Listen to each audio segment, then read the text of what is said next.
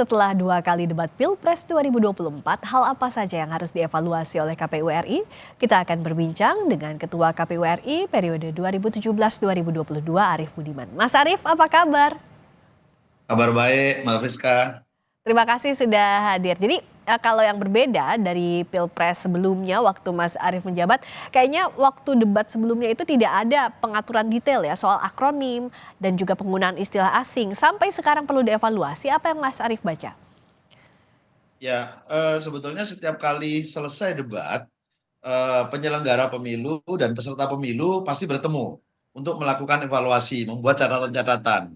Kalau kita lihat dari sesi debat yang pertama menuju ke yang kedua, itu kan beberapa diperbaiki. Ya. Misalnya ruangan yang dulu terasa panas, kemudian dipindah ke gedung yang kemudian dingin. Itu akan mempengaruhi pikiran para kandidat kan. Ya. Kemudian yang kedua, tidak adanya apa namanya podium, Podium, ya. kemudian diberikan podium ya. Kemudian yang ketiga, jalannya debat. Ketika kesempatan bertanya dan menjawab diberikan kepada antar kandidat. Hmm. Nah, ternyata ketika di sesi pertama itu tidak muncul persoalan, tetapi di sesi kedua kemudian muncul persoalan, bukan persoalan lah, Mhm. apa namanya, perdebatan gitu ya. Apakah singkatan, apalagi kalau singkatan itu dalam bahasa asing misalnya, Ya. itu akan menyulitkan, menjatuhkan, menguntungkan, atau seperti apa? Ya. Diperbolehkan atau tidak diperbolehkan. Nah, regulasi, baik undang-undang maupun peraturan KPU, seingat saya tidak mengatur sampai sedetail itu. Hmm. Maaf.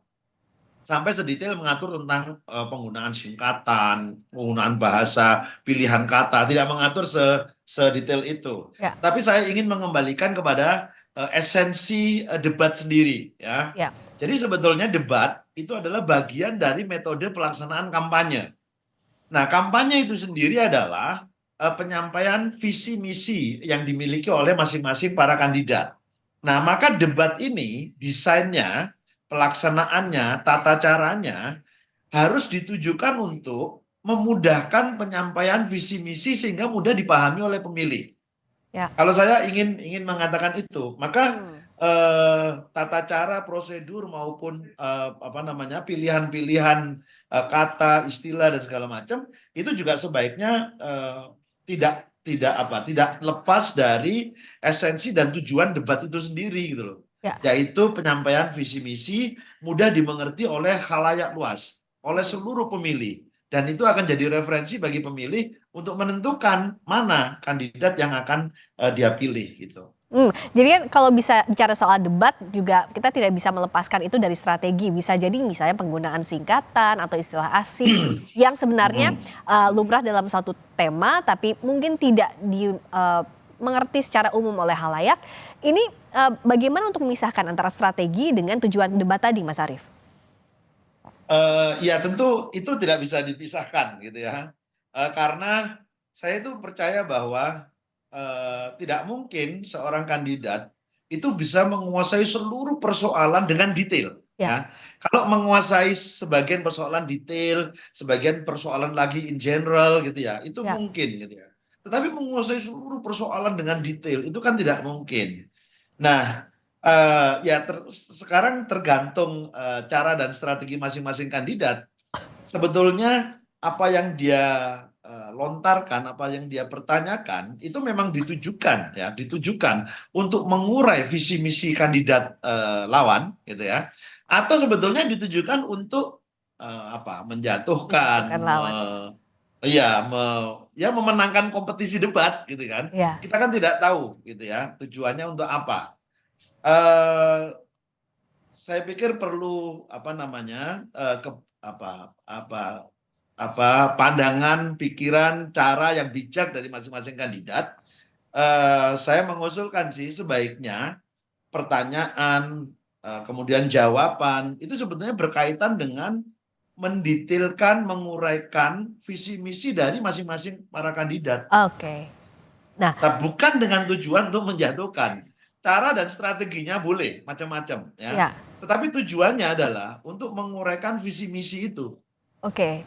Jadi cara strateginya boleh macam-macam, tapi yang jelas harus dijelaskan visi misinya karena tujuannya juga ini dalam kampanye untuk mengenalkan Iya, visi misi tadi gitu ya Mas Arief. Nah, iya. dengan kesepakatan antara KPU RI juga perwakilan masing-masing paslon yang meminta para kandidat kalau ada penggunaan akronim ataupun istilah asing untuk dijelaskan, ini fair enough, sudah cukup adilkah menurut Mas Arief?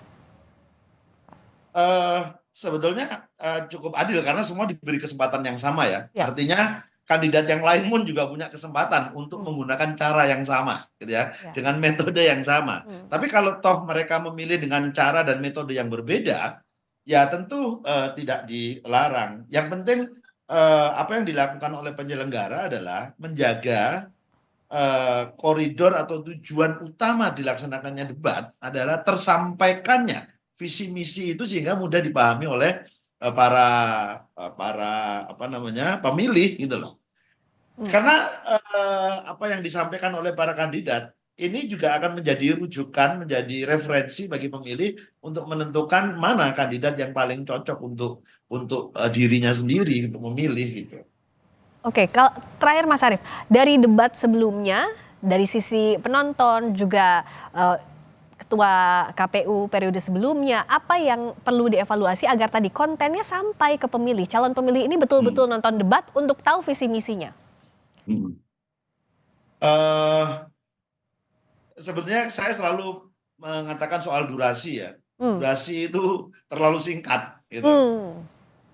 Undang-undang membatasi jumlahnya 5 kali gitu ya. Ya. Nah mestinya KPU bisa mengatur dari 5 kali itu kecukupannya berapa banyak.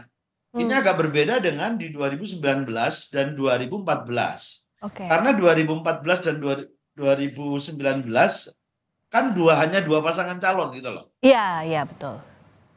Nah, sementara sekarang 3 pasangan calon, tapi durasinya seingat saya yang dulu dengan yang sekarang itu sama. Hmm. Maka jatah atau kuota waktu untuk masing-masing kandidat ini jadi makin lebih, sedikit gitu. Hmm. Jadi memang mengaturnya agak lebih rumit ini karena jumlah, Hmm. kandidatnya lebih lebih, banyak gitu ya. Iya.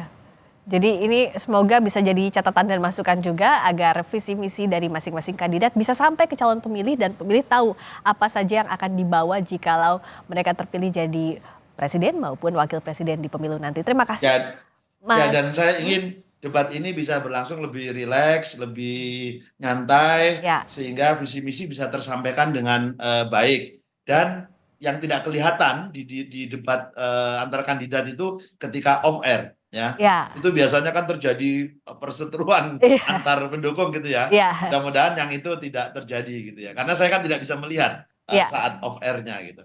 Semoga nanti debatnya lebih produktif lagi dan bisa dinikmati oleh para pemilih. Terima kasih Mas Arief Budiman, Terima kasih Ketua Mbak KPU Puspa. RI periode 2017-2022 telah bergabung di Sapa Indonesia Malam.